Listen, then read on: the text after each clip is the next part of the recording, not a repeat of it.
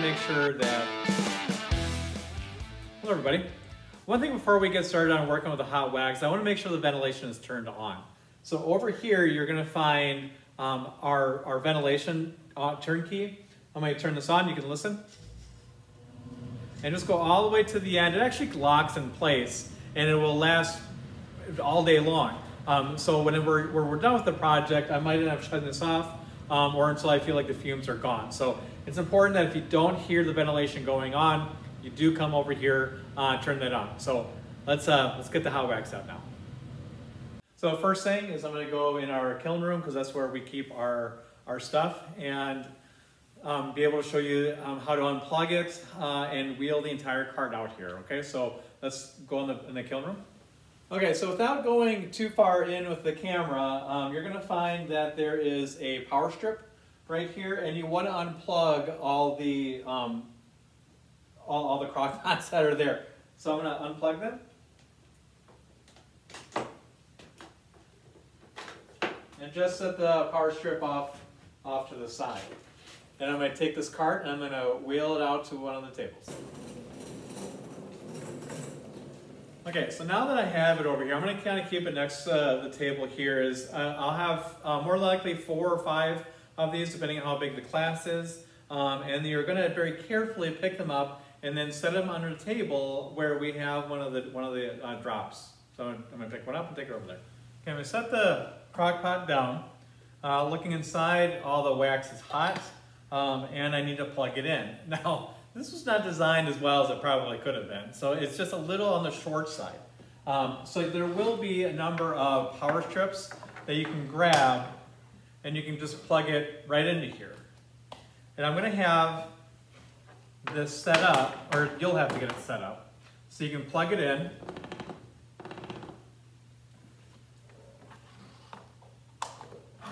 And then the other table right next to us can use the same power strip, so we don't have to have a whole bunch of them all over. And if it doesn't work out, and you need to have 4 power strips, you can kind of keep it all together right here. But you'll have one project on one side and one project on the other side. Okay, so there'd be 2 people using the same thing. Now, in terms of how to use it, you're going to have a couple containers. I'm going to grab this container here. I'm also going to have another container that's going to have fabric in it, because you want to be able to use this to kind of transfer the hot wax onto your project. I'm going to lift this up, set this back down on here, and inside of here you're going to find a number of different things. One off, we do have a scraper. If you spill a little bit of wax, you take this down over top of here, scrape up the table there, and just throw that wax away, because there'll be paint and some other things, so you just want to be careful with it. I'm also going to have these large brushes that I'll get into when you're all done with your batik, what you end up doing with this. You're also going to have kind of a series of smaller brushes. This is one way to kind of cover an area, but most people end up using these things right here, which are called little dippers. We also have the haunting needle, which is another one that you can use, but 99% of people like this one because I like it. So I demonstrate with this one the most, and I think it's the most effective.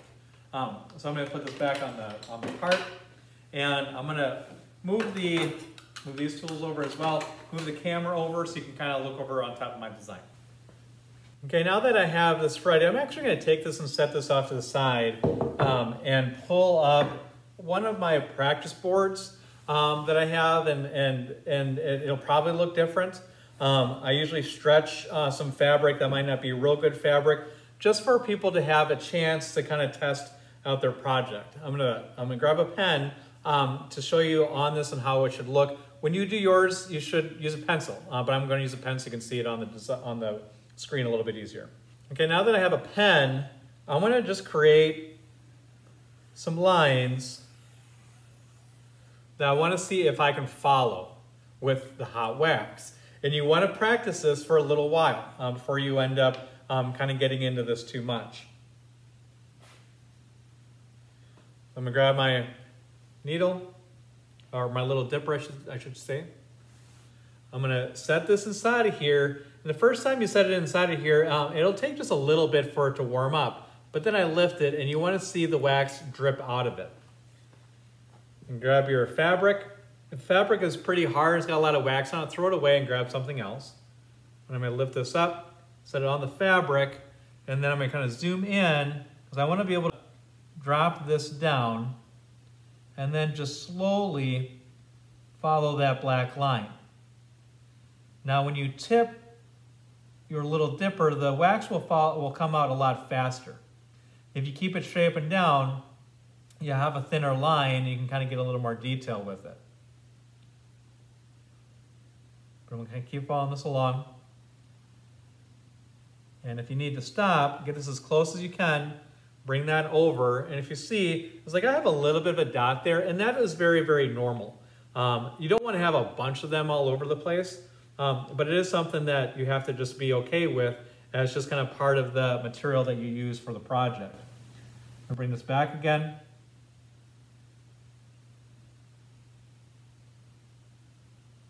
And it's just a matter of practice and trying to follow that line. And again, this is not a perfect science.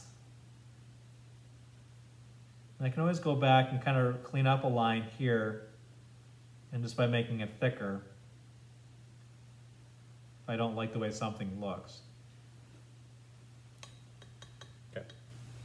Now, remember that wherever you add the hot wax, it's going to be white in that area, but it creates this shape. It creates this this dam that whatever I put here, it won't bleed over into the next color on the other side if you do everything kind of correct. So practice a lot before you jump into doing your actual project. Okay, as you are finishing up your waxing, or actually like even during the process of it, you want to check it because there are times that either the wax doesn't go through or you have a crack in there. And if you have a crack in it because of how you're putting it down or whatever reason, the water will flow in, your dye will flow and destroy an area. So I have a couple examples here. Again, this is just a practice piece, so I can do this.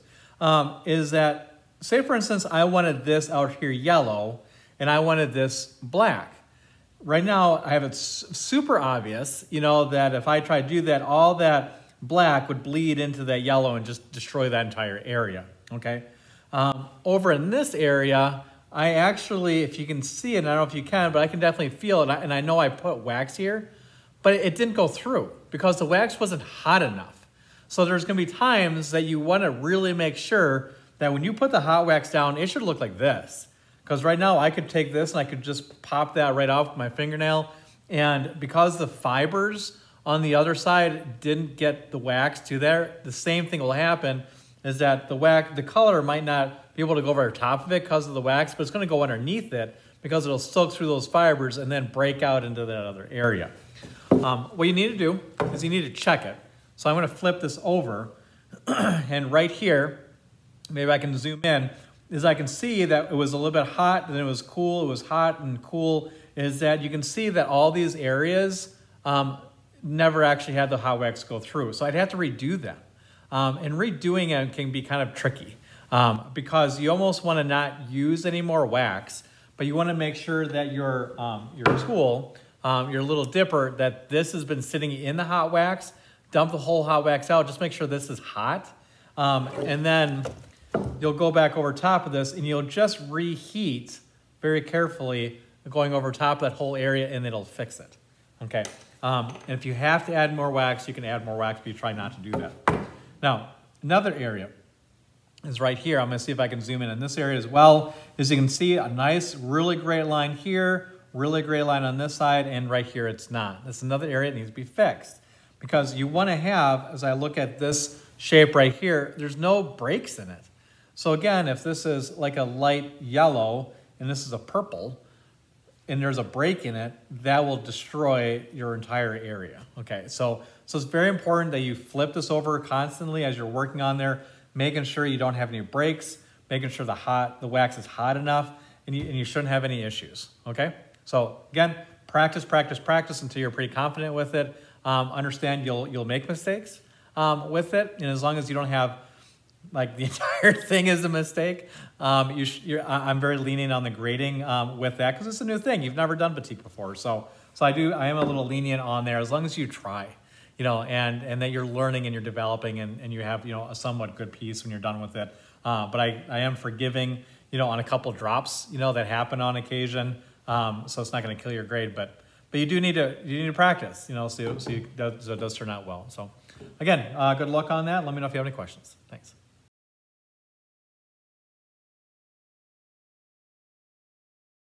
After you get your entire project waxed, we do need to wax the sides here on the front and the side over here as well, okay? And the way that you do that is you're gonna take your large brush. Remember, these are all in tools that are on that cart. I'm gonna bring this over just a little bit so you can see it. I'm gonna set this in, and like anything else, first time you use it, give it a chance to warm up because you want to make sure that that the wax goes through the entire fabric because you will learn later on, or I might have already said it, that you want to make sure the wax goes through not just the top, but the middle and the bottom of all the fibers that are in here so you don't have an issue with it. Okay, and what I'm going to do is I'm going to kind of get comfortable. It's always about trying to get comfort.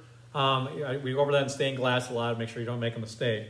Is that I'm going to take my fabric, bring this over, drop this down, and then I'm just going to run this as carefully as I can along the wood that's there, making sure that it definitely changes the color of it, because then I know I went through all the way. I'm going to go all the way down the bottom, and then I want to flip this, and I'll demonstrate this one right now. Hold this up, and I can be a little closer to the wax. And normally I would hold it all the way up like this, but just so you can see it, I'm kind of doing this at an angle. Is I'm going through and applying the hot wax along this side and the corners, okay?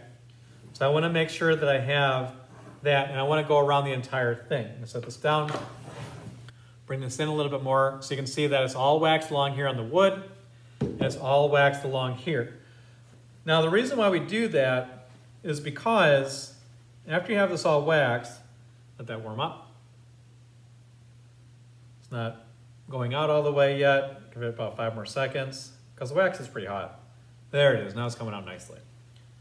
Is that when you go from one side to the other side,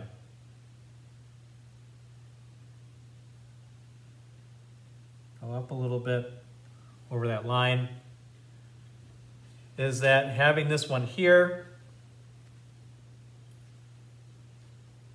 I can even start out here too if I wanted to.